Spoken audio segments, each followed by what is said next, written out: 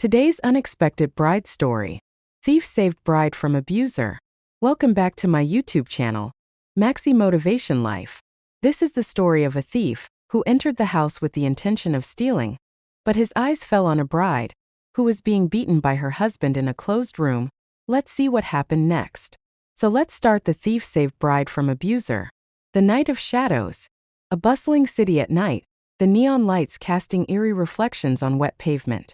A hooded figure, the thief, moves silently through dark alleys, his eyes sharp, his movements deliberate. Beneath the glittering facade of the city, there are shadows. And in those shadows, some choose to take what isn't theirs. But not all theft is born of greed. The thief scales the wall of an opulent mansion, slipping through a second-floor window. He's in, but something feels off. As he scans the room, his sharp hearing picks up on something unusual, the sound of muffled crying. He wasn't a stranger to the silence of the night, but tonight, the silence was shattered by something he couldn't ignore. A cry for help, hidden within the walls of wealth. The thief creeps through the house, the cries growing louder. He pushes open a door slightly to see a man, red-faced with rage, towering over a young bride in a pristine white dress, now stained with tears.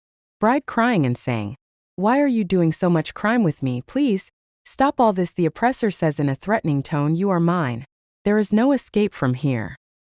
He had seen many things in his line of work, but the sight before him was something he couldn't walk away from.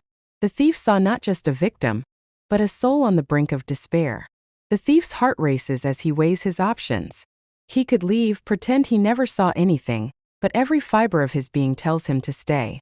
He was a man of the night, a shadow among shadows. Yet in that moment the choice was clear. Remain a shadow or step into the light of what's right.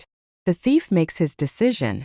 He bursts into the room, grabbing the abuser by the collar and slamming him against the wall.